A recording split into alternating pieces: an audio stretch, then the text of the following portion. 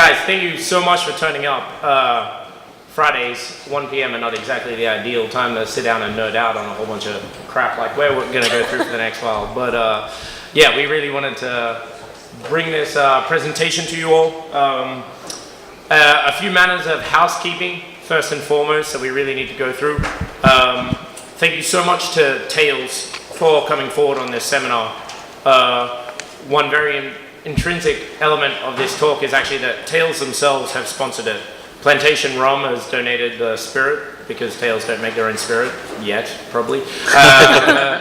But the talk itself is sponsored by Tails. It's an initiative that Anne and Phil had set in motion last year, and it's a really important element to allow people to bring no shade on anybody else, but unbiased presentations. There is no agenda here, to the point where very shortly I'm going to sit down, and for the rest of the time we're just going to talk as a panel.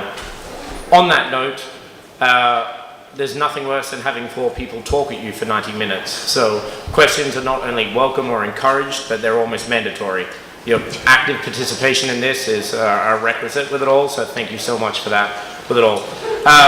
Finally, a massive thank you to the CAPs. For those of you that might not have been to Tails before or anything like that, there is a small team of warriors that pull together every single presentation that occurs across Tails. They donate their time, they pay their own flights to even get here. They truly are bartenders in this industry that want to see it further along the way. We're very, very lucky to have one of the OG CAPs, Alex Day, join us on stage today as well. The CAPs program has been with us since 2007?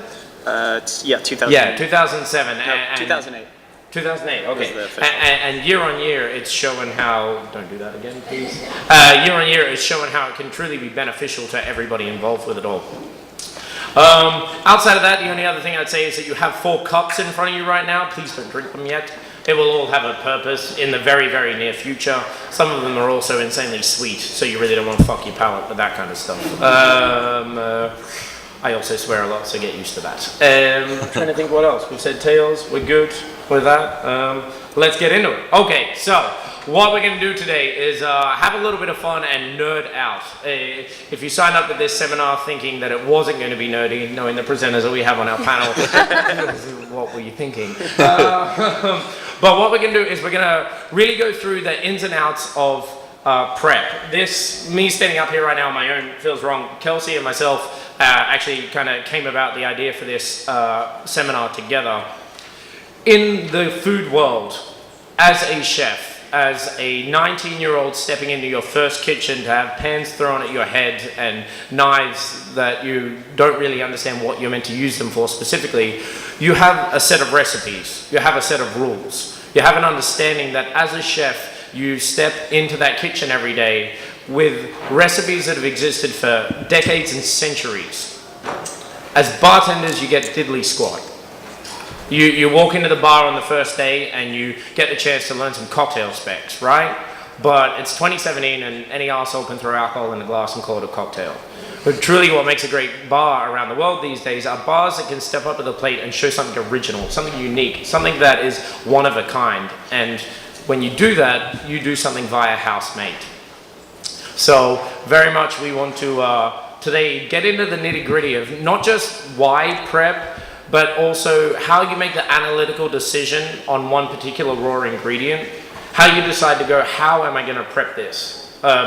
This is a brand new idea. Not to say we're the first people to ever think about doing prep, but this, as you'll see when we get through it, there's a very, very, very nerdy flow diagram. And this is the first time we've presented it with it all. So if you look at it and you go, well, that's bullshit, and I can see 5 million flaws, put your hand up and tell us that. We want to talk through this and we want to flesh this all out. There's a lot to be learned from understanding those classics, that foundation, which as bartenders, we may not necessarily have been given the tools to do. So we want to help define that, and we want to help set a platform for that, and we wanted to start a discussion. Because at the end of the day, as prep becomes a everyday ingredient with what we do, it is necessary to make sure that we're all involved in that with a firm understanding of what those classics are. You know how to make a whiskey sour, but do you know how to make a really banging syrup, cinnamon syrup every single time? So, as we talk about that timeline of how this has come about in the food world, but not yet really existed in the bar world, you can see up here, so I'm not sure if anyone's read up on Auguste Escoffier, and to anybody that's French, I butchered that, and I'm sorry. But this dude, pretty much, he created mise en place. He created the notion of being prepared to serve. As well as actually issuing our recipes. This entire slide deck will be available via that password as well. So if you're worried about losing that content, don't worry. We share everything. We're honest. But Auguste Escoffier really created mise en place. He had a interesting reputation, shall we say. Kind of makes Gordon Ramsay look like a little bitch from everything that's written about him. When to say he was militant is not to over-exaggerate, because he was quite literally in the military before he stepped into the kitchen. And he set about creating mise en place. He set about creating a standardized process. And at this point in time, in 1882, it didn't really exist. What he did and what he created was so fantastic that he wound up being brought in to open a little hotel in London in 1892 called the Savoy.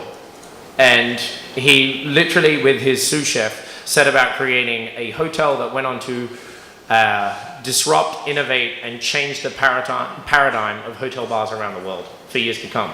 At the same time he was doing that, there was a guy called Harry Johnson that was kicking about, and he was making cocktails as well, right? And so you can see as this timeline progresses, I trust I do not need to go through all of this with everybody in the room, but you can see as this changes and as this progresses, to a degree, the cocktail world kept changing, kept reinventing itself. We had different styles of cocktails. And as you look at all those elements, you should look at them and also realize that at different points in time, we had different cuisines occurring as well. The food world continued to push forward, and food is a necessity. And while some people here might like to claim the same, alcohol might not quite be the same necessity that food is with it all. But you see as this timeline carries on, that we go through different eras. We go through TGI Fridays. TGI Fridays was one of the first scalable cocktail business models that existed in the world. You might brag on it to this day and consider it something subpar, but in 1952, after they took their first venue and started to roll it out across North America, did I say that? 52 was their first rollout. They franchised in 67. They literally turned around and went, well, if we can do this in one venue, why can't we do it in 5 venues? Restaurants had already been doing that for decades upon decades, but TGI turned around and reinvented that. We bring ourselves to New York or London, depending on who you choose to follow with it all. And the early 2000s saw the cocktail renaissance, which is the reason that we can all pretend to have an existence in a real job to this day. But ultimately, we've managed to create a profession out of the craft cocktail industry. Alex might have done 1 or 2 things along the way that you've heard of, with the likes of Death & Co. That really is still to this day a figurehead in the New York cocktail scene. And then I will say, from my own personal experience, I do firmly believe that the Walker Inn in LA is one of the most interesting and unique bars that has been opened over this time. So I'm very, very pleased that they could both join us. Kelsey and I have had a business called Trash Tiki for the last few months, where we get to swear a lot, play punk music, and travel around the world doing that. But today, myself, I will actually be representing the Lion Group that I was very fortunate to found with Ryan Chediawadana in 2000 and something, 13, 12, something like that. We've had White Lion and Dandelion, which is why the Do You Even Batch Bro thing is up there. Because if you ever had the chance to go to White Lion, we really tried to take that to the next level with it all. We were no ice, no citrus, and all the rest of it. But we're going to get into that. So, just a quick outliner. And when we do our Trash Tiki presentation, we always talk about the fact that climate change is real. And if you don't believe it, get the hell out of our seminar. For prep, it has a place in every single bar around the world. Whether you simply take the moment to make sure that you have your knife and your peeler lined up properly to then garnish your citrus fresh every single time, or you go to the nth degree like Dandelion and employ 2 people for 100 hours a week to simply do the prep. At whatever end of the spectrum you are, mise en place has a place in your bar. And so as we go through this today, I really hope you can see that this analysis is about looking at where, consider your own venue. Think about our places, please. we'd love you to come visit them. But consider your own venue throughout this next 90 minutes. Consider what is relevant to your own bar, and as we talk through every step, consider what you need to make it worthwhile for yourself with it all. And I think at this point we're going to turn over to Alex, because the first of a few spreadsheets coming your way. Love me some spreadsheets. Hi, everyone. So I'm going to kind of approach this conversation from the perspective of a venue that is essentially a bar. Most of our venues, be it Death & Co. or Nightcap in New York, the Walker Inn, Normandy Club, or Honeycutt in Los Angeles, these are essentially bars. Some of them have food components, but by and large, a lot of what the bar produces is in isolation from the rest of the business as far as prep is concerned. So we don't have a culture within our bars of, say, a very structured kitchen environment. And this is something Mike is going to talk about, which I'm endlessly excited to take as many notes and steal as many ideas as possible, per usual. But our whole approach has really been to try and create a culture that doesn't really exist in bars. While even the best craft bartender in the world who really cares about their ingredients, who loves making cocktails, finds great fulfillment from it, may not be the same type of person who really understands the needs of preparing adequately and using prep as a way to stoke creativity. And I guess what I mean by that is prep is this wonderful opportunity that can set the foundation for even more interesting drinks and better ingredients to use. So this becomes an anchor for everything that follows in our education, in our training, in our staff culture, so that people understand when I say ABK, like, oh, it's not just arrange stuff neatly. It is pay attention to what you're doing. Are you working cleanly? Are you working to everything that we've talked about after the fact? So that anchor becomes really important. A simple catchphrase, reset to zero, in every matter of bar, be it prep, be it actually working behind the bar, is simply something that can cascade through the rest of an operation and set the culture. For those of you who are managers or operators, having small little things like this that set the foundation for your bar, your operation, your culture can become immensely powerful because they are the things that you can police on a daily basis and not be an asshole necessarily, right? So if you are always hitting those anchors, either reset to zero, ABK, always be nulling, P-touch everything with that, that's fine too. I might. Those little anchor points can allow you to be free of the fine details, because if people are paying attention to those, 9 times out of 10, everything else in the process starts falling into place that you re-emphasize. So anchor points. In addition, for us, we tend to put a lot of time into creating templates and systems that are consistent throughout the organization. Every one of our bars makes a Manhattan differently, makes an old fashioned differently, and oftentimes even our core syrups or infusions are slightly different, because I firmly believe a room informs how we are going to serve something, how it should taste, the different products we have from state to state, so we want them to be a little bit different. And some of our systems, including a spreadsheet maybe. Oh no, it died. Oh no, computer fail. No, there we go. There you go. So we have two kind of base systems that we use. A simple Excel spreadsheet does wonders. This is our batching calculator. We tend to batch a fair amount of things together in order to get drinks out quickly, non-perishable ingredients for the most part. And having a system that is the same always is really powerful in having the information be in one place. Does anybody use Evernote here? Or some sort of shared? If you don't and you run a bar, get Evernote immediately, or something like it. Evernote is a cloud-based, essentially database system that allows you to have a little card that has like a recipe on it, and you can edit it from anywhere and it'll automatically update to the people you share it with. This is incredibly valuable for ingredients, preparation, for recipes, for drinks, so that there's one source of information. The biggest failure I've ever seen in consistency in bars is people disagreeing on how to make something. And if you have one place for it, there's no disagreement. You can't really argue with that fact. And it's on a smartphone or a tablet or a computer. Everyone has access to it. So those systems become really important for us to be able to make sure everyone is on the same page. And then finally, one of our biggest things is in prep is to consider during the development process how prep is going to shake out. We don't have kitchens, and we don't have staff within kitchens to fall back on often or to help us out on anything. So if we're making a menu that has a bunch of rotovapes and centrifuges and immersion circulators and a bunch of advanced technique, we sketch out in the process of development now how much time we think that's going to take and can we afford it. I'm pretty poor as an operator. I can't throw a bunch of money at people working, you know, having 80 hours or more of prep every single week. Even in our more successful venues, we have to keep it pretty tight to one prep person every day. So planning ahead so that we can schedule a menu so it can be executed correctly is at the core of the consistency across all the venues. I think those are my kind of main points. Yeah. I guess only other thing I'd ask is the drink going down right now is one that Alex's family of bars has created. So if you can talk us through that. Yeah, so this is a daiquiri variation with, it's called a Bookman daiquiri. This was one of my first cocktails working at Death & Co. This is probably 8 years old at this point. Not this actual cocktail.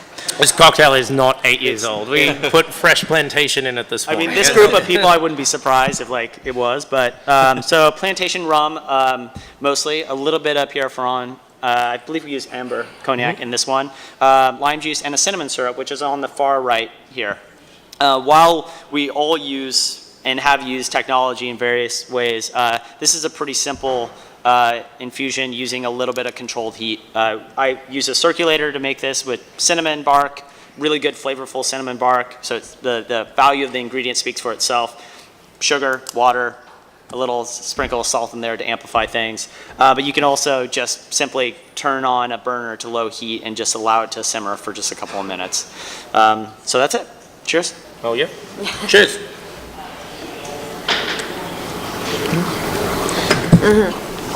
Okay, my turn. Hi guys, my name is Kelsey. Iain and I have a company that we started about November of last year called Trash Tiki. I guess we started it with the idea that we really needed, as an industry, to create the bones of prep. And we needed to, beyond mastering our specs, beyond knowing the drinks that we need to make in the bar on a day-to-day basis, we need to, as an industry really, to understand what we're doing prior to walking onto the bar and to making those recipes. So yeah, for those of you who've not had a chance to come down to one of our pop-ups yet, we're still in the beginning stages of our tour. We play really loud punk music, we generally swear a lot, and we make some drinks out of things that would have been thrown away. So this year, thank you to the Caps for setting aside a lot of their things that were...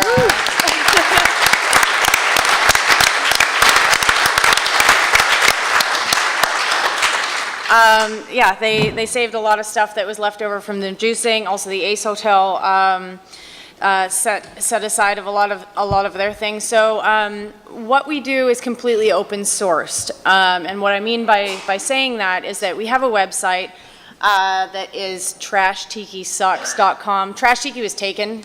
They saw me hop on that, saw us hop on that a couple of times and then snapped it up, so we are not going to pay the man for the website.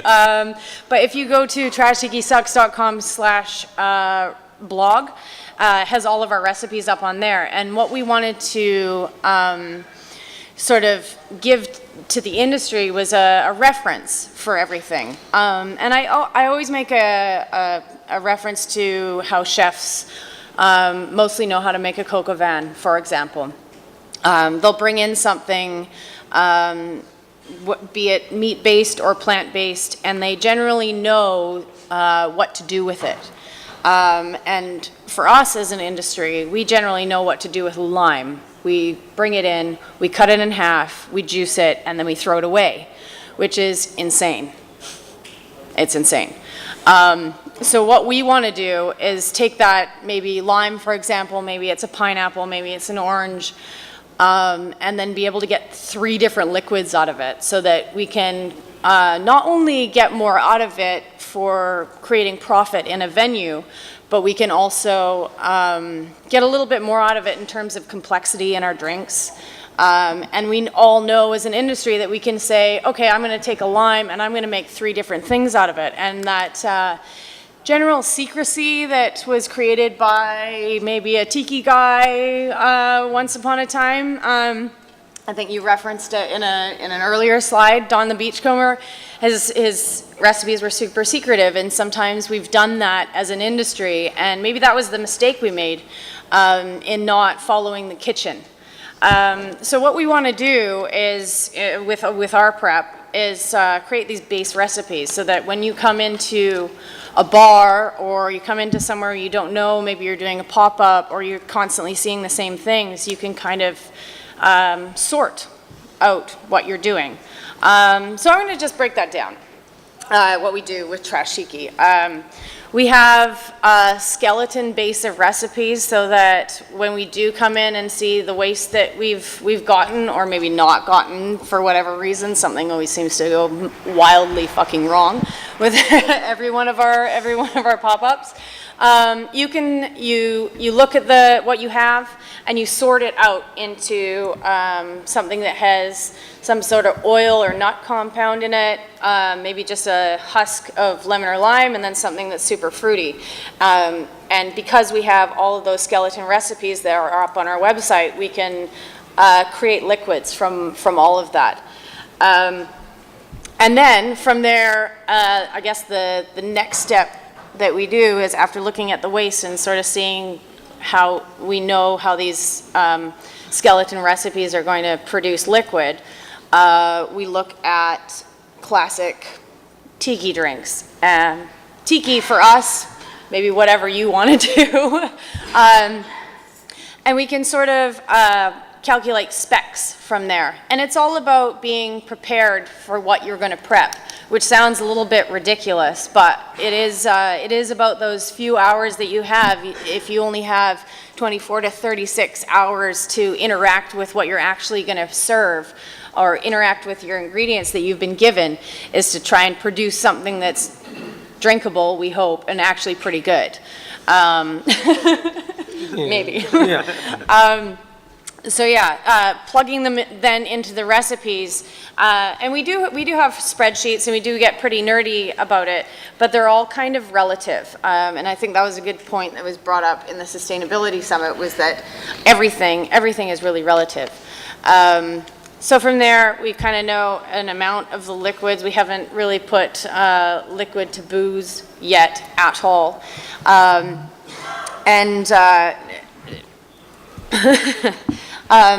then producing a liquid that is drinkable. So what you've got in this one right here, I wouldn't go ahead and drink it by itself. Don't chin it on straight away. That won't work out. It is essentially our lime juice that we use for Trash Tiki. So all of that has been produced except for the acid and a little bit of sugar. We use a little bit of citric and a little bit of malic just to bump it back up. But that is our lime juice, and that is wholly created from what would have been thrown out. Chefs. Just lime? From lime? That's just from lime husks that are left over from juicing. Amazing. It smells like coconut. It's so cool. It does smell like coconut. That's, Yeah. that's well done, yeah. You're welcome. Tasting notes from Alex Day. Okay, so. How exactly are you going about that process of making this? What is... Just going to launch into that. Perfect. Thank you. So what we do is we create a stock. And we use the word stock because we want to relate it back to the kitchen and how every chef knows intrinsically and from years and years of research and practice that if you're bringing in something like a chicken, you know that you're going to use the meat for one thing, the skins for another thing, and the bones for a third thing. So if you think about citrus in the same way that you think about bones, that's where we create our skeleton or recipes. So what we've done is, juice your limes, get what you need out of it, but then take the citrus husks, and what we've done here is boil them down for about 5 minutes. You remove them from the water that's that's on, and what that does is take out all the bitterness, that the pith that nobody likes, that will create. There's a very, very key timing aspect of it, so time it exactly 5 minutes, take them off, and then you reduce that stock by another, by half, by volume, so that what you get is a very concentrated, slightly acidic, slightly has that little bit of oil, that probably where that coconut's coming from, stock, essentially. And from there you can add, the recipe's up on our website now, so you can add 10% sugar, which kind of kicks up the viscosity with it all, and then 3% citric and 2% malic, so that it has the same, I'm getting nerdy. Has the same acidity level as regular lime juice. And something that we've noticed by traveling a little bit is that the limes here versus the limes in Seoul, for example, or the limes in Singapore are vastly, vastly different. So we're all making the same drinks. We're all making essentially a similar recipe on a daiquiri, for example, but using vastly different citrus. So if we can all come together as an industry and have the same recipes for things and start talking to each other, maybe we can make better drinks. Hear, hear. Yeah. Whoop, whoop. Oui.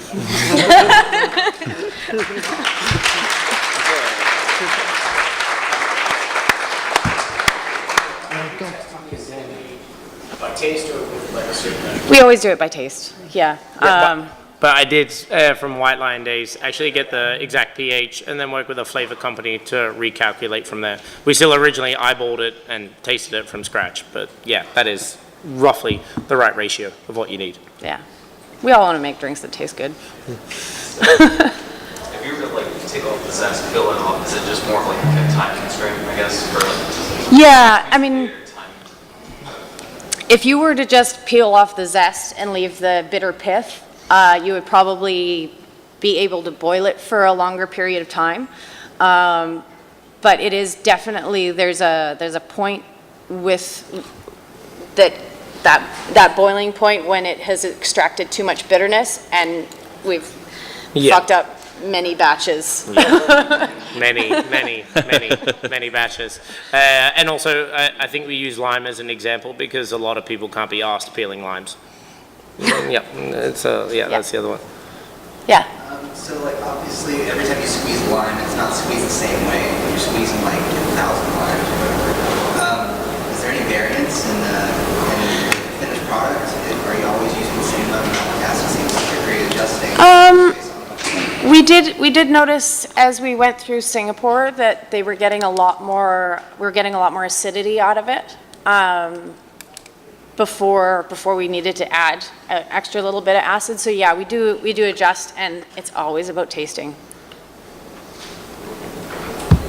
Micah? All right.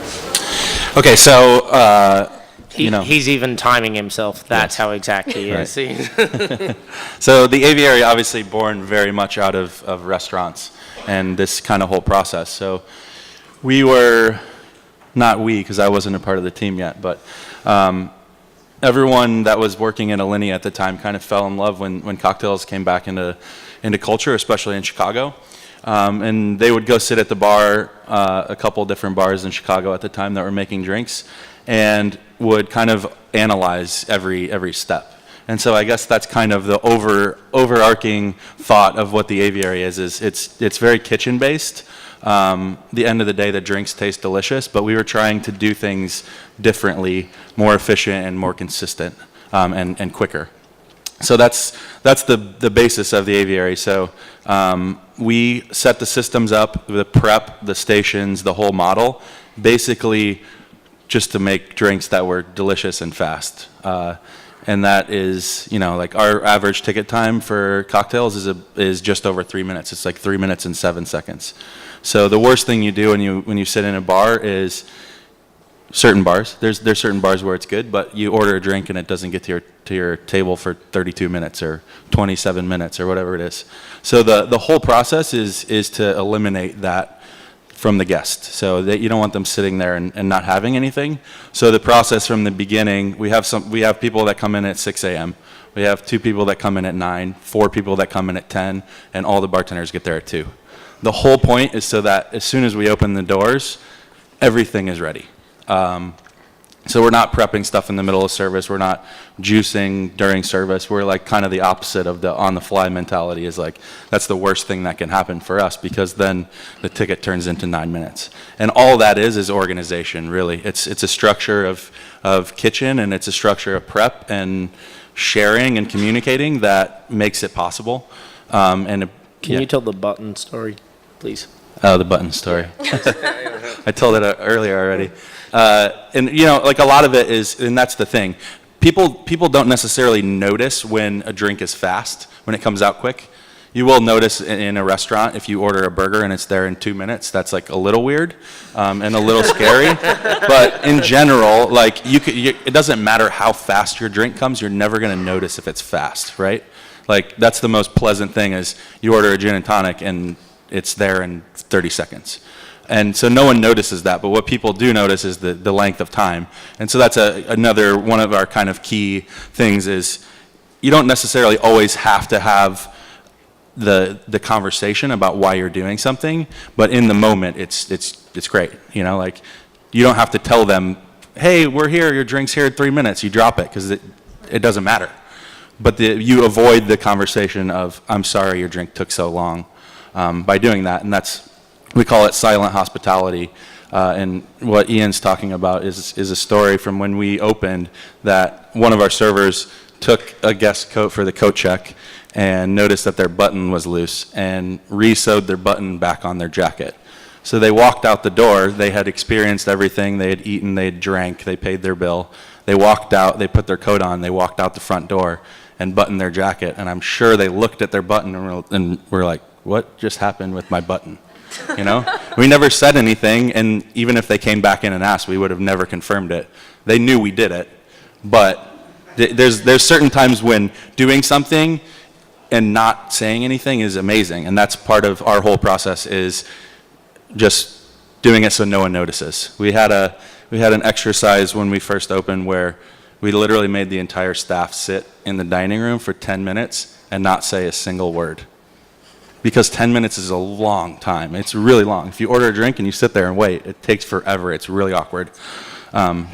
So that's why we have people come in at 6 a.m. and 9 a.m. and we have these very serious sheets.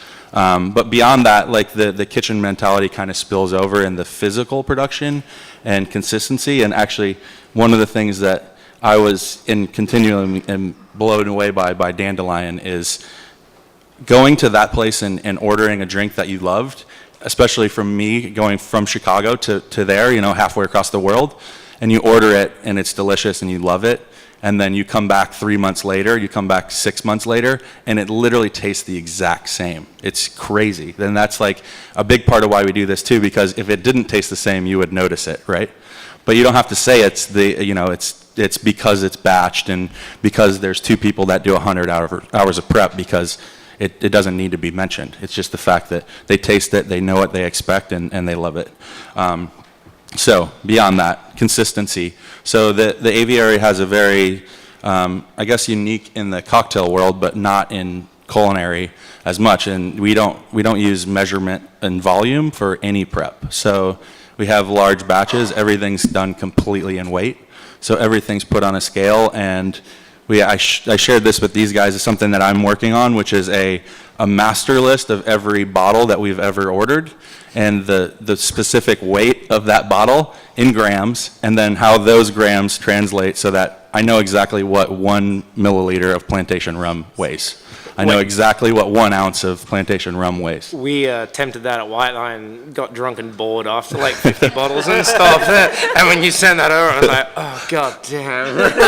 Let's be honest, I'm not the one putting the bottles on the scale. So. But it's good because we're doing a book right now, and a big part of the book that I really wanted to do was not put it in grams. Because everyone would buy it and be like, oh, this is shit. These are nice pictures, but I'm never going to use this. Because no one does it to a certain extent. So then we have the system already of we know what an ounce weighs because we already have the weight of the bottle. So we just plug in the numbers and then out spits a recipe that's in volume.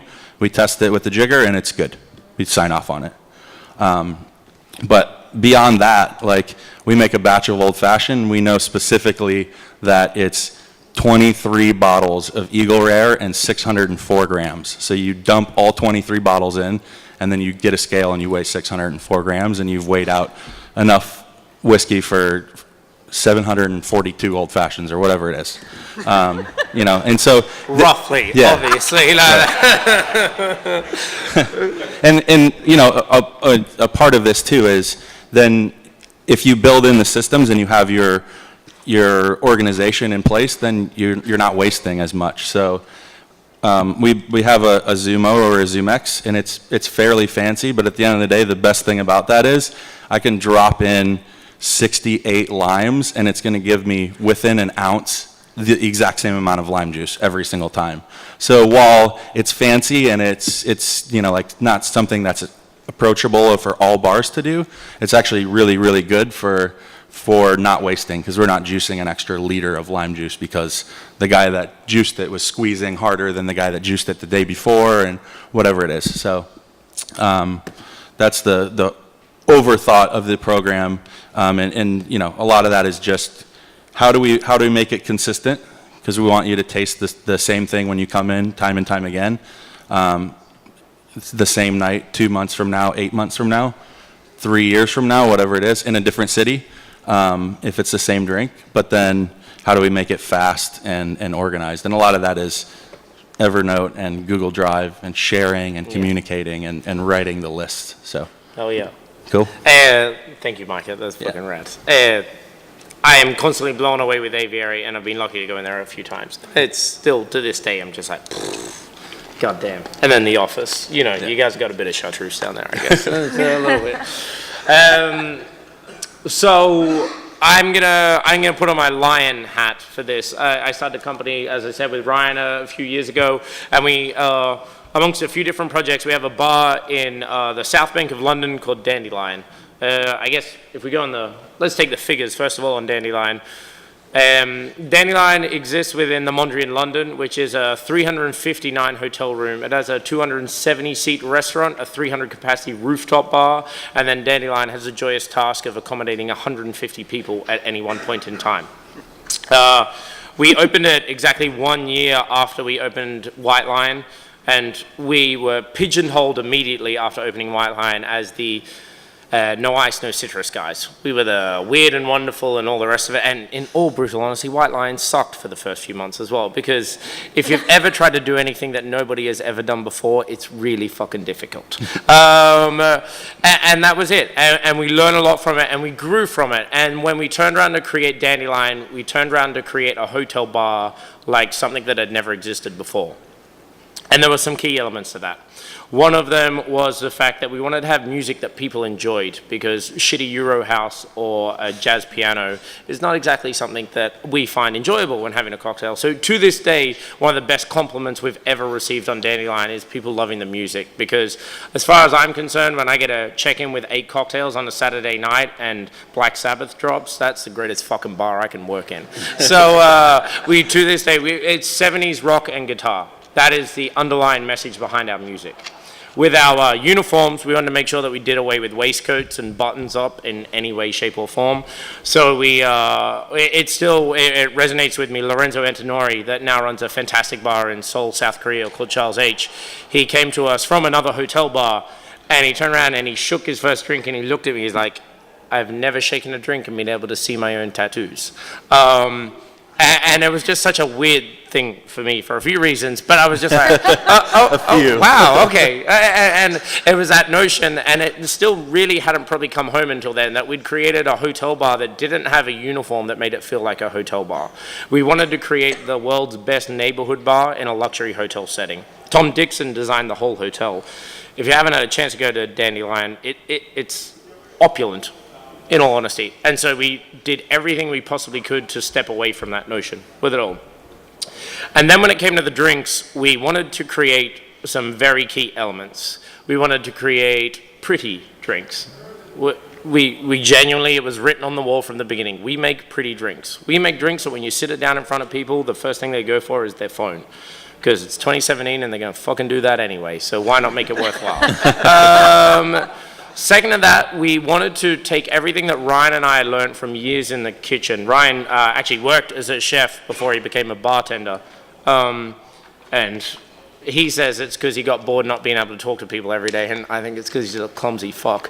But either way, Ryan left the kitchen and joined the bar, and I was born and raised in kitchens. I'm one of 7 children. I'm a 3rd-generation bartender, and at 8 years old, my mother running events, I had my first job, which was quality control tester, which meant I got to eat a plate of everything that went out the kitchen before. It was so I've literally always been born and raised in hospitality, and we wanted to take those learnings, we wanted to take those understandings and bring them into a bar setting.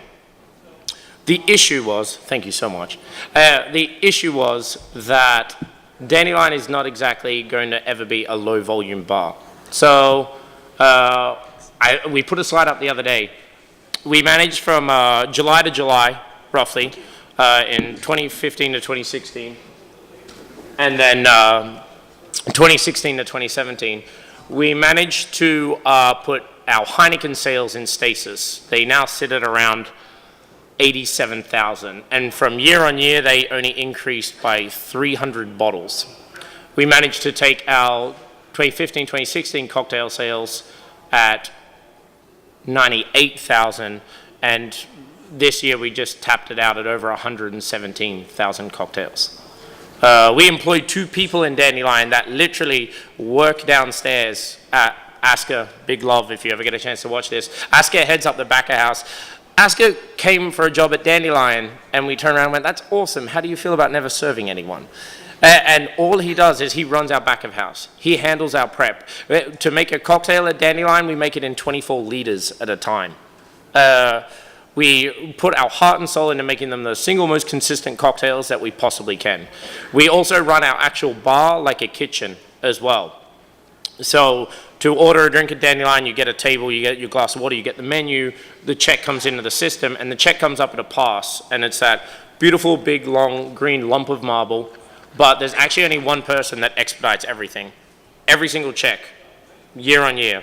This year, we're probably going to tap out at about 3.1 million pounds net in cocktail sales.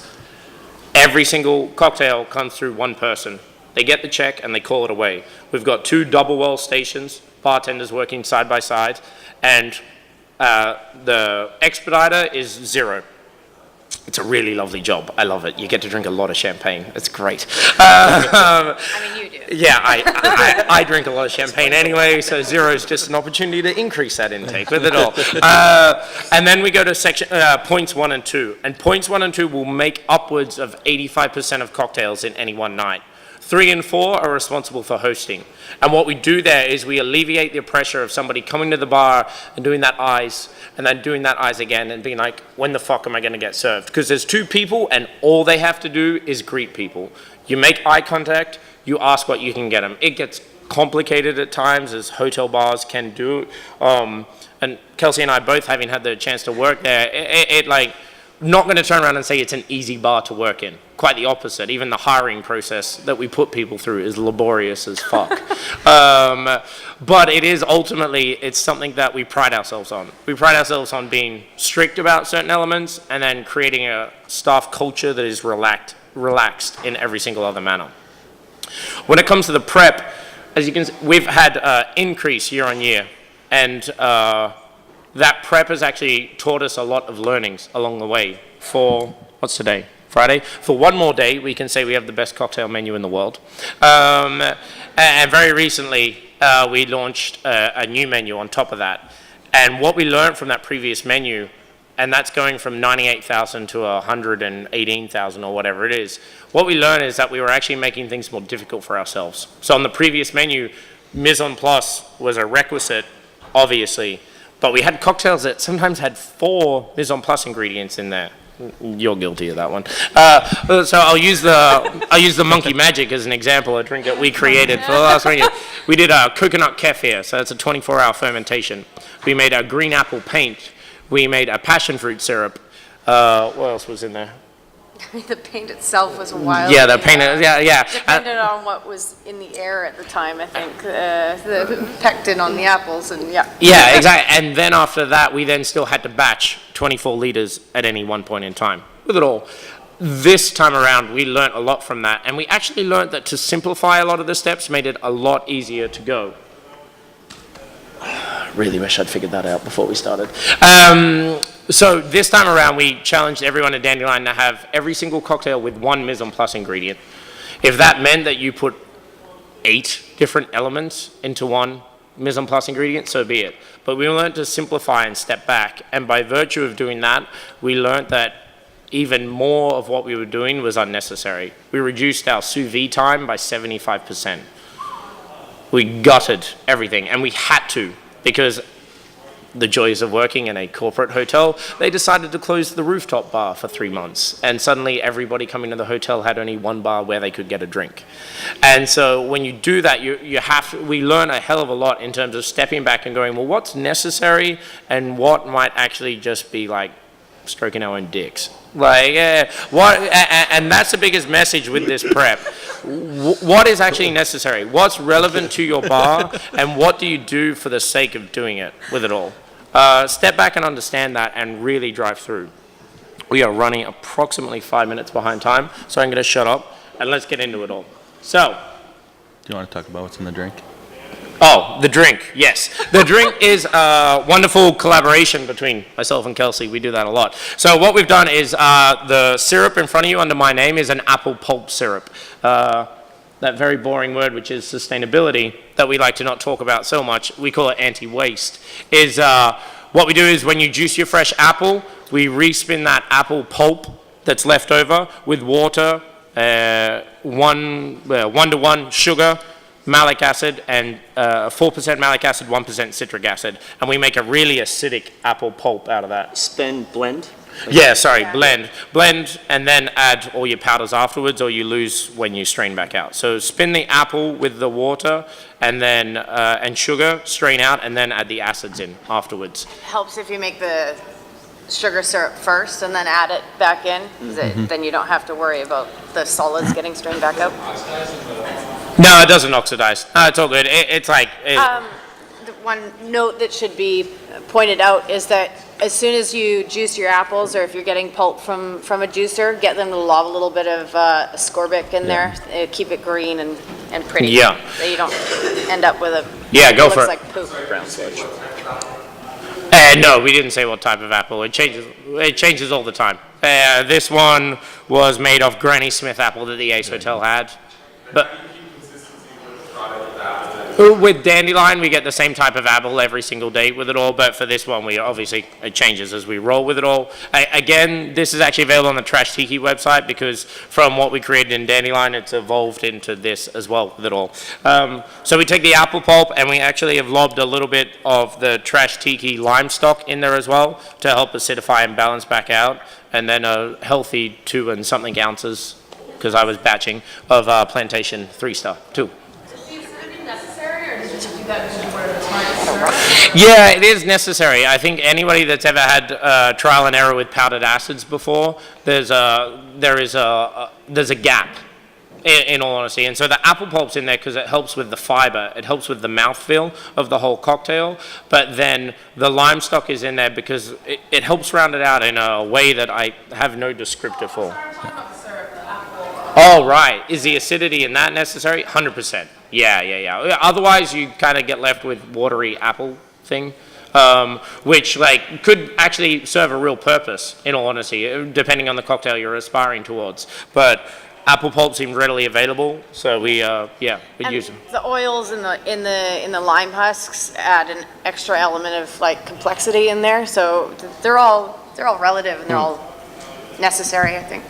All right, I'm going to fire through this super quickly so we can get into it. Let's not pretend that prep is the same everywhere around the world or ingredients are equal. Even more so, laws are not the same everywhere around the world. So what we've got up there is some different elements that you might have to play around with in your bar to decide on where you can prep and all the rest of it. Bosses are jerks. That's a fact. There is no avoiding that. Sometimes you don't have money to buy the right things. Sometimes you might be working in a unionized space and the notion of picking up a spoon without a contract is foreign to you. It can be illegal to infuse spirits in very large parts of North America alone, let alone around the world. You have health and safety. Any spelling mistakes, by the way, is my fault. I'm illiterate. In the UK, there's compounding licenses necessary to go to certain degrees with it all, though they're rather tardy on checking up, if you ask me. The tipping culture that exists in North America as well, and I think I've had this conversation every single day since I've been here this week, when people go, well, I really like to do more prep, but I can't get my staff to do it because they don't want to be tipped. Again, that's a hurdle. How do you overcome that? How do you convince a staff member to do it? How do you, as a bartender, assign those hours that you know very well you're not going to get remunerated for with it all? So those hurdles exist. So as we push through this next half an hour, I want you to understand that we have not considered those. We are aware of them. They exist, and we just want to make it as relevant as possible for many people. This is really about to get intense, by the way, because... Bam. Like I said, this will be available online, and we're just going to talk through it for the next half an hour. And we're going to, how do you decide to prep? When do you decide to prep? Depending on the raw ingredient, what questions have you got to ask yourself along the way to then ultimately come out with a wonderful ingredient that you want to use? Is that? Yeah. There we go. So we start up the top. What is your ingredient? Alex, that cinnamon syrup, I mean, you've had a vast amount of experience in prepping. How did you guys decide that that's how you wanted to make that dried cinnamon syrup with it all? So we started out, just like anyone else, making a syrup and wanting cinnamon in there, classic tiki style ingredient, right? Important in Don's mix. Ooh, it's not a secret anymore.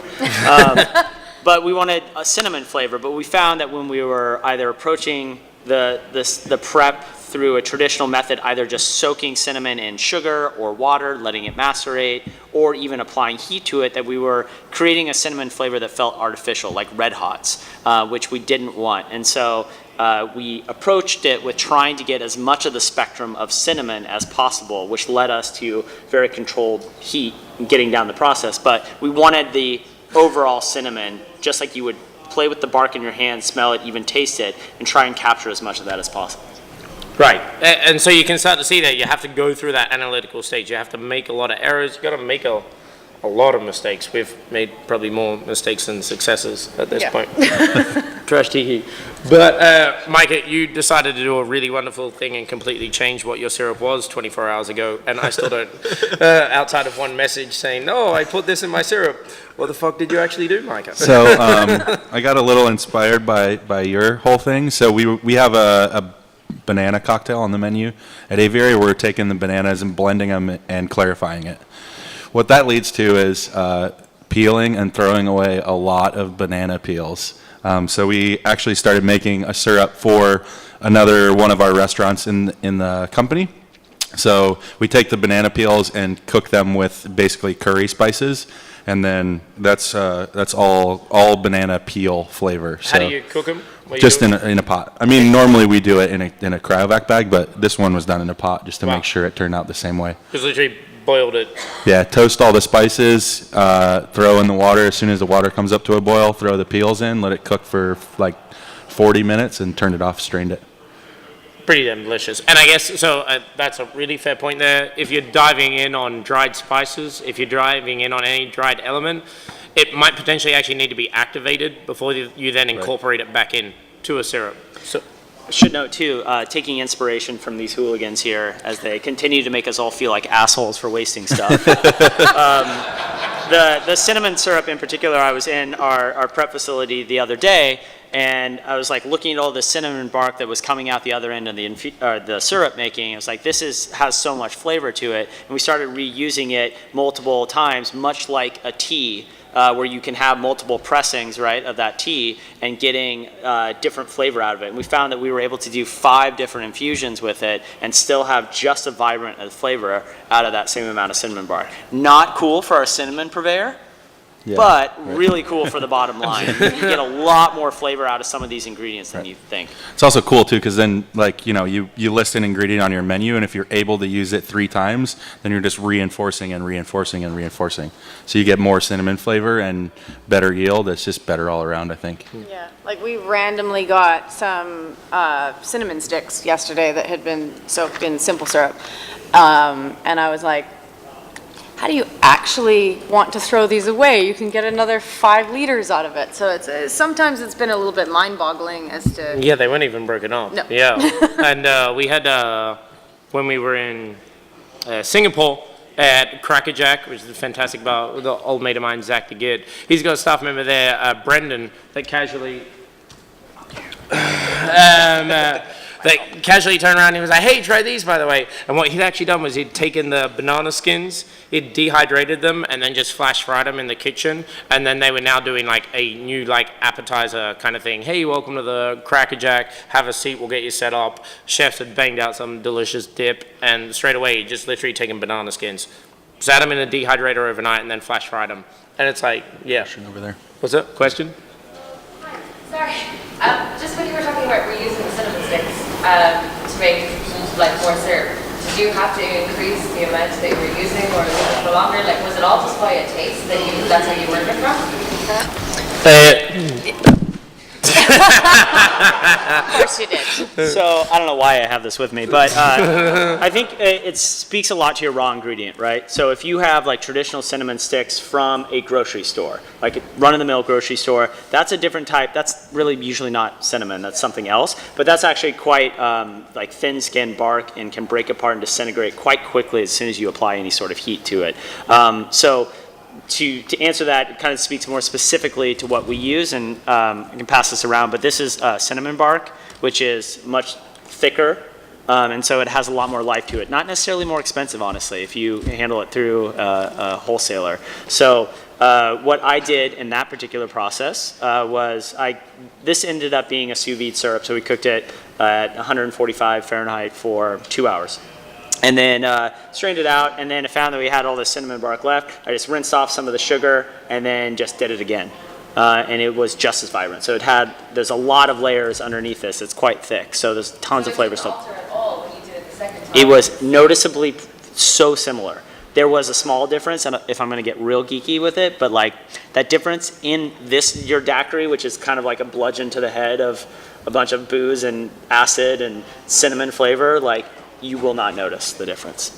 And so did you just, every time you made it, you just tasted it and then you just went by that for how many times you should reuse the cinnamon? Yeah, it's an undeveloped process. It's in the works right now, but it was because of this seminar and talking about it and hearing them make us feel terrible that we've now been circling back on literally everything we make. You know, I gave a seminar earlier to a small group of people about raspberry syrup. Using raspberry as an example, I'm like, oh, these raspberries out the other end cooked in sugar. Well, that's real close to jam now, isn't it? What can I do with that? Can we incorporate that into something? Was there good. There was that many questions. Excellent. Do you have any experimentation with doing something like this in syrup and then like doing a second and third press and then like on the solar and then together so that In theory, yes. smaller batches? So the question, I'm sure you guys have a lot of experience with that. I know we got to push on. No, that's okay. Yeah.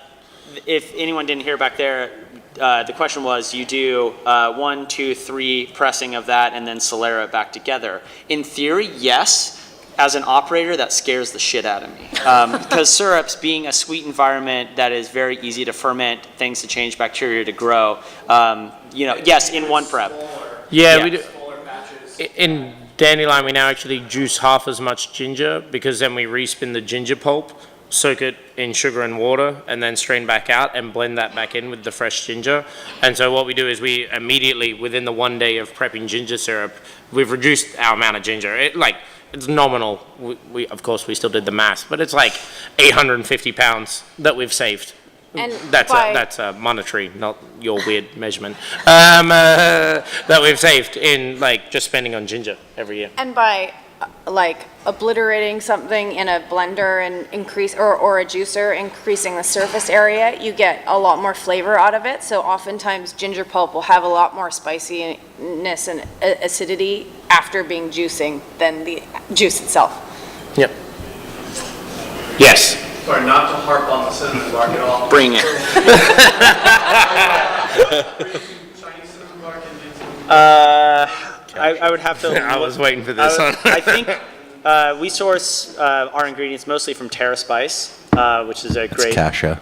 Is it? Yeah. He would know. Ceylon is the very thin that smells more like red hots, and cassia is the more floral, and yeah, it's cassia. Yeah. Come up and have.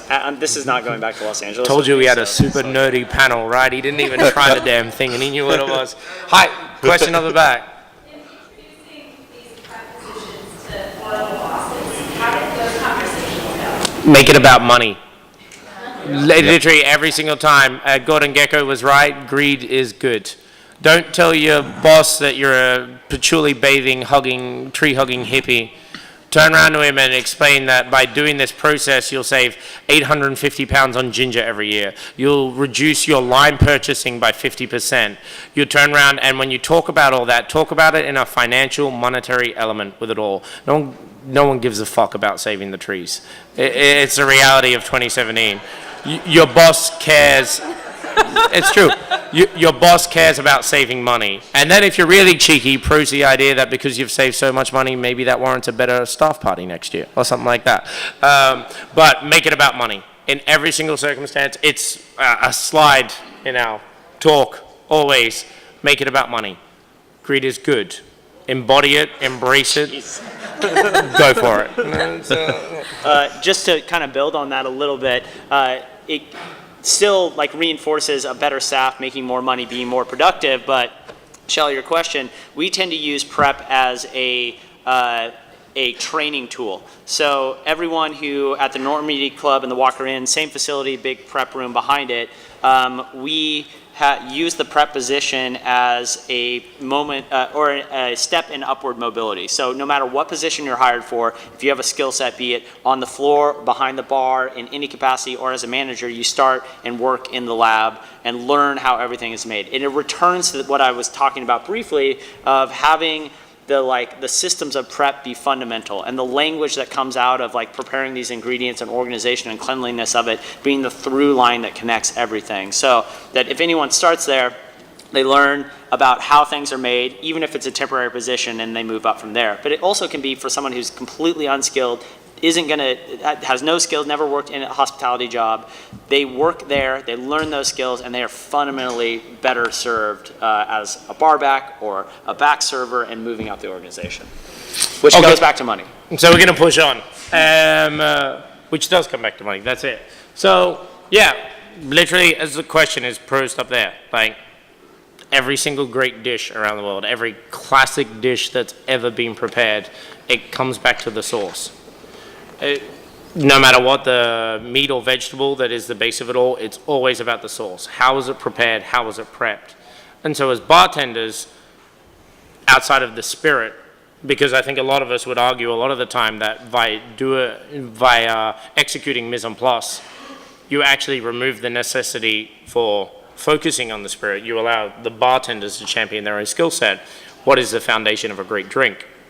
Which brings us to the next step in this unnecessarily complicated diagram, which me and half a bottle of whiskey, and then your advice is responsible for. So, but that's it. So turn around at this point in time. You've figured out what your produce is and what state it's in. Next question is, exactly what are you trying to capture out of it? What are you trying to build on with it all? How do you decide where you take your mise en place ingredient with it? This is really one of the most key questions, which alarms me because of how short a time we are. But this really is like, and a disclaimer, obviously these three elements are intrinsically linked. You can't, well, unless you're going really, really fancy, rotovapes, jerks. These three elements are intrinsically linked, and it's very difficult to isolate one single ingredient. So how do you then go to the next level? I think the lime stock is probably the best example of this. Yeah. Yeah, I mean, it's when you get something and you don't necessarily know how it's going to interact with heat or with water or with sugar. even if you know it's already lime, things can get fucked up or derailed very, very quickly. But it's knowing, it's knowing what the properties of that fruit are, and then being able to have the skeleton of recipes that you can kind of file it off into what you want to do with it. And I guess that comes down to R&D. Yeah. We've all had more failures than successes. It will come up again and again and again. There's a few elements up there to understand as well. So when we talk about flavor in a concentrate format, there's a company that, through the Lion Company, we've worked with numerous times called Givaudan. They're one of the largest flavor companies in the world. We've now actually gone to the step of creating a citrus council to allow people to develop their own vernacular to talk about citrus in the same way sommeliers talk about wine. When you look at concentrate, that's when you start getting in the really nerdy element. That's where you start talking about, I mean, CO2 extraction is even obsolete now. But you start talking about different extractions of essential oils washed over alcohols to make as a concentrate. You can still execute it in an everyday bar, but that's where flavor companies come in. I believe the current statistic is that the average human being interacts with 28 different Givaudan products before midday every day. So if you think flavor companies aren't really relevant to your world, they very, very, very much are. Maillard, you guys got a better description in my head right now? Maillard, like essentially like toasting, cooking. If you look at a steak, yeah. What do you guys call it? Maillard. Sure. Maillard. Okay, fair enough then. Yeah. I'll let you explain that one. I just, it's browning for me, so that's the process of caramelizing sugar for the most part, and that's sugar that might, you know, even in a chicken, it still has sugar in it. That's the process. And that's kind of where it starts building back in with things like the lime stock. Is that we turn around and tell people that we put, what is it, 10% sugar? 10% sugar, yeah. We put 10% sugar in the lime stock, and they're like, wait, why do you sweeten that as well? It's like, because citrus has a sugar content to it. And it has a viscosity. Yeah. So you need to not even balance the flavor profile of something, you need to balance how it feels in your mouth. So do consider your elements. Do consider your raw ingredient, and then where you're taking that and what your end product is. Are there books on culinary technique or even where you guys Pandora's box is open. Just don't try and read like official sensory analysis books unless you're like really smart. Because that's obviously what we were all going to go towards, Alex. Yeah. I mean, Micah, for yourself, you probably spend more time with chefs than... I mean, the book that I use the most is the Flavor Bible. And that, you know, like that's the one that... Specifically, the vegetarian flavor Bible Yep. is like much stronger in the fruits and veggies side of things. Which is what our paradigm is with it all. It's great to understand how to cook a great steak, but we're dealing with fruits and veg. That's us. Taste Buds and Molecules is good as well. That one's a lot more nerdy. Yeah. But, yeah. A lot more nerdy? That's a very good question, actually. We should... we'll probably try and update this slide next week before we post it online. And that'll be in there for sure. Yeah. Yeah, we'll try and get a little resource together on that one. But as you can see, this is kind of a very crucial step with it all, right? You've got all those different elements that you want to try. Texture is a huge one. Fat washing, milk washing, that kind of thing. It's more relevant than ever. With the Lion Company, we champion the idea of wax. It's a little bit more stable. It's a little bit more everyday accessible. It comes from a natural product that people know very well, bees kind of thing. It's weird how people don't associate cows with milk, but bees and wax people intrinsically associate together. And so we developed a cocktail on the White Lion menu that then carried over to Dandelion and pretty much everything else since. To the point where we made it, and then a month later, the guys at Noma in Copenhagen was doing a wax poached ingredient, and they actually reached out to say when they saw our drink, they were very happy with it, and that's why they decided to experiment with the wax themselves. And that was nothing more than batching an old fashioned and putting it in a bottle that was lined with beeswax. And that was it. It's so good. And So good. So good. and the alcohol naturally stripped away the oil components from the wax without the need to freeze and reset and dry and strain and everything like that.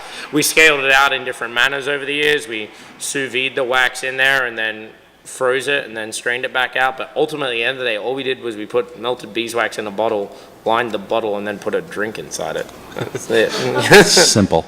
That's totally simple. It's kind of along the same lines. Is that something that you can use the wax with flavor, line the bottle, extract some of the flavor as part of a kind of fat wash plus flavor extraction model? Yeah, very much so. Yeah, that kind of. I think Chad was doing the barista milk thing. Sorry, I Oh, should yeah. say. Okay, so Milk. there's a waste ingredient that we get quite a lot that's barista milk. So essentially by heating and letting it cool and busting it up, essentially, you break apart the molecules of the milk so that it's not as stable as it was. So fat washing with barista milk is insanely more easy than using fresh milk. Yeah, and literally he pours it into the spirit, lets it sit for 10 minutes, and then just passes it through like a strainer, and that's it. That's Chad Arnold from Tin Roof Drink Company, by the way.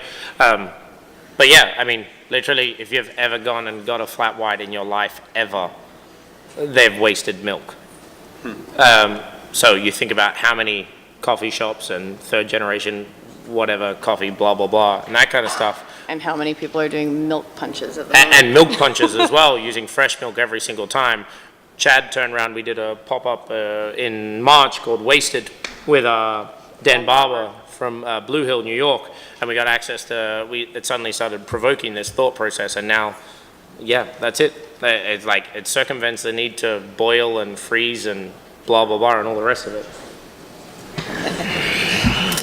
You're great at this. Yeah, doing well.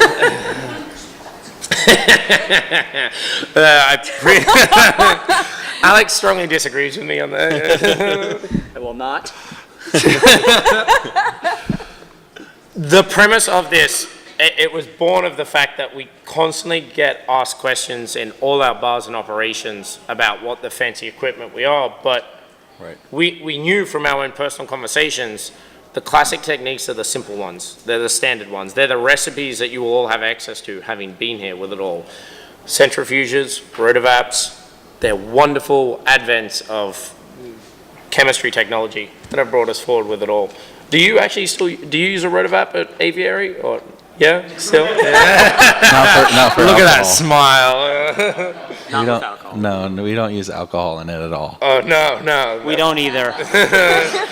All right, again, that's one of the hurdles. It's technically illegal Yeah, it's here. illegal. Yeah. We only make hydrosols, and it says so. It's P-touched on our rotovap that we only do hydrosols. Strictly only hydrosols. And then for white line, we like put together a carbonation rig, and everyone was like, "Oh man, like what's this big fancy piece of equipment?" It was 3 shitty pieces of homebrew equipment that, I mean, you guys have been there and tried to make drinks in our basement before as well. That was fucked together with duct tape and a couple of shitty screwdrivers. And like everyone's like, "Yeah, how do you carbonate so many cocktails?" It's like we literally spend so much time doing it. Like, so if we step back from all of that and consider what is the equipment that you have with it all. Consider what in your own bar you have. These are those analytical questions you ask yourself along the way. I don't think we need to go into the equipment side of things.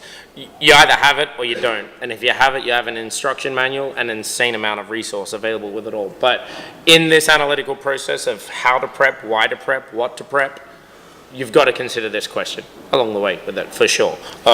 If you want more details on how to use a rotovap, those jerks will talk to you later. Should be clear, don't hate the equipment, worked with it a lot over the years.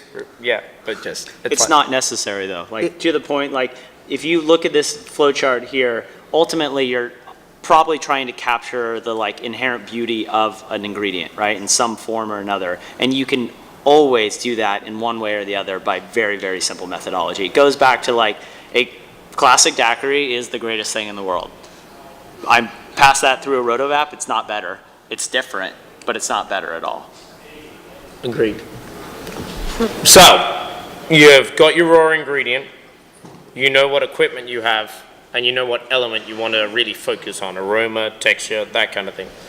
There's nothing left to lose. Dive in. And this is what we're really going to push across in the next 5 minutes is like, consider what element is intrinsic to what you're trying to capture. With it all, we tried to find colors relevant to techniques here, but it was difficult, in all honesty. Yeah. But these are ultimately, these are your variables. In case you haven't guessed by now, we consider this somewhat of a scientific equation. And this right here, outside of, you know what your raw material is, you know what state it's in. So that's not a variable anymore. You know, well, to a degree. You know what your equipment is, you know what you're focusing on. Your variable right now is how you then treat it. Is it like something to do with timing? So you take a stovetop cinnamon syrup and push that forward. What do you consider along the way? And what do you ultimately screw up 5 times before you get the right recipe? A little. I mean, the lime stock, how many times do we get that wrong? I mean, we fucked one up yesterday, and we've done it 17 times, Yeah. so yeah. That element of taking dried products and making sure you toast, you activate in some way of it all. Like, dried ingredients are wonderful. They're bountiful in their flavor and their oils. They usually need a little bit of love, a little bit of massaging, something in there with it all.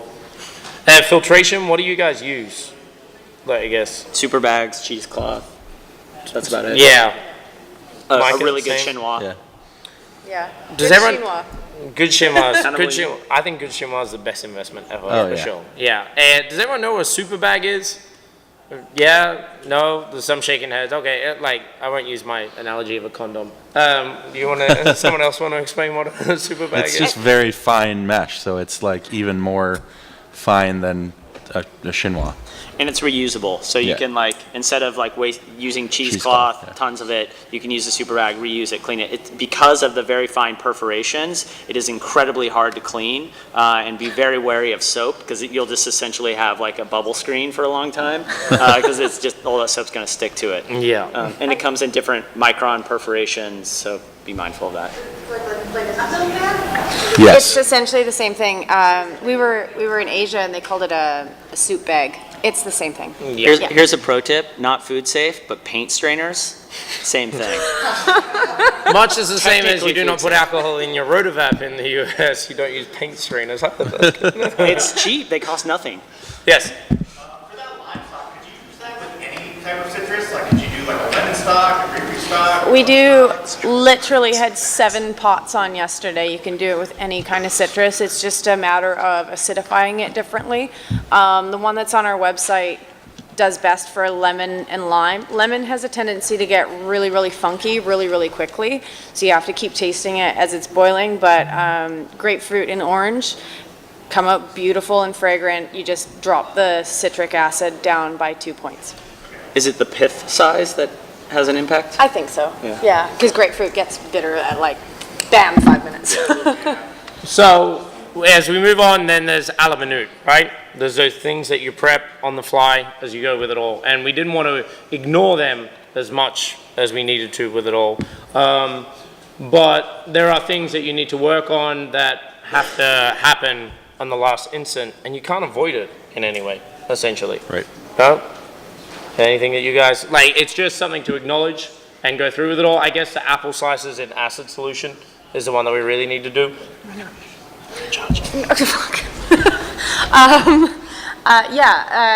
Essentially with, See you later, Ian.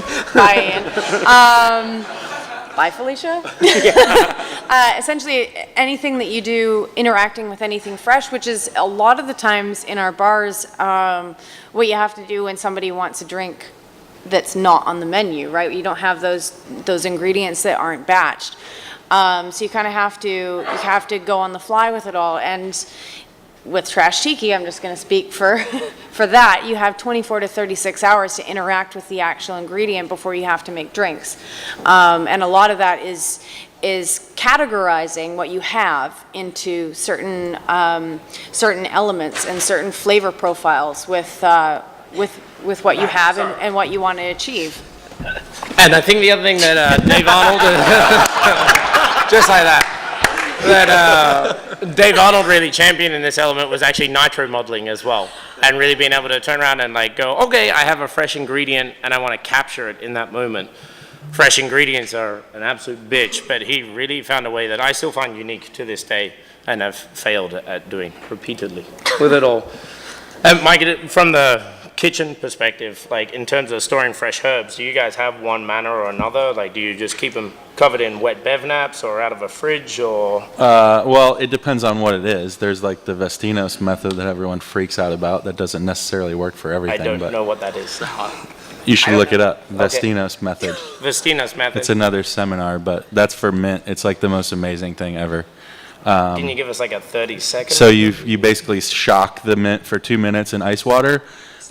You clip the stems like you would a rose, and then you just store it in warm water on top of the bar, and it lasts for like 2 days. I asked a biologist about this recently out at Givaudan with the citrus grove, and I was like, "Why does this happen?" Because in that hot water, like the mint will just perk up and it gets really strong and really sharp. It's amazing. And she's like, "Oh, you just reactivated its life. Like it is going through its life cycle dramatically right now because of that heat and that energy that you've introduced." Yeah, I still don't get that. I don't so either. Yeah. It's magic. Has anyone else done that? I still struggle to. Yes. Oh, wow. Yeah. Okay. Cool. Fair enough. But it doesn't work with every herb, even that's similar to mint at all. It does it with every herb. No, it doesn't. Oh, it doesn't. not. Oh, right. Okay. So yeah, okay, each right. thing kind of has its Do own. not ruin your basil prep. Do No. not. Yeah. So as you can see, when you start to get into like what is fresh and what is relevant to kind of your own bar with it all, you might have different, like for dandelion, we use a lot of, well, we previously did use a lot of edible flowers, a lot of edible flowers, like so many edible flowers, but they die, and so we'd be in a busy Saturday night, and like you're turning a container every 35 minutes. And if you haven't used every single flower in that container in 35 minutes, you're throwing it out, which is a cost. It's an overhead. It's something else with it all. So like, start to experiment with that. That, I would say, is probably the element that as bartenders we have the least amount of experience with dealing with. You see every single day, you see shitty brown mint going into cocktails all over the world, right? It's kind of the Vestinos method, I guess, maybe is the solution to it all. But it's kind of, I do believe this is an element of experimentation to kind of really make sure what works best for you. And we've had pretty good success with capturing fresh products with Trash Tiki as well. So that pretty much brings us to the end of it all. To summarize what we were trying to achieve with this, with the 1 minute sign in the air, is that we really want to start a discussion and set a baseline with it all. We're going to put this entire presentation available online, but as well as that, we really want to bring that analytical chart into a relevant conversation. How do you prep? Why do you prep? When do you prep? Consider all those elements. Teach them to your staff, please. It's so important. Pass that information down the line with it all.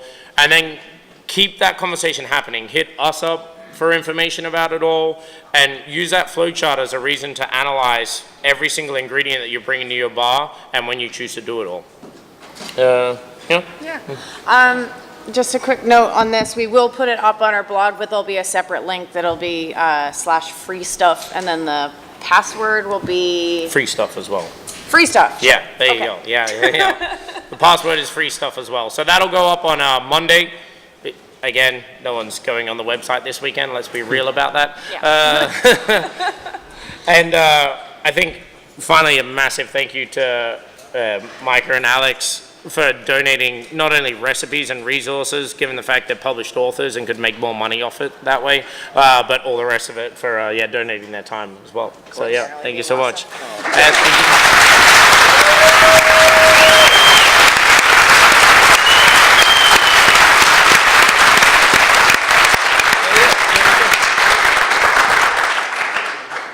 Yay!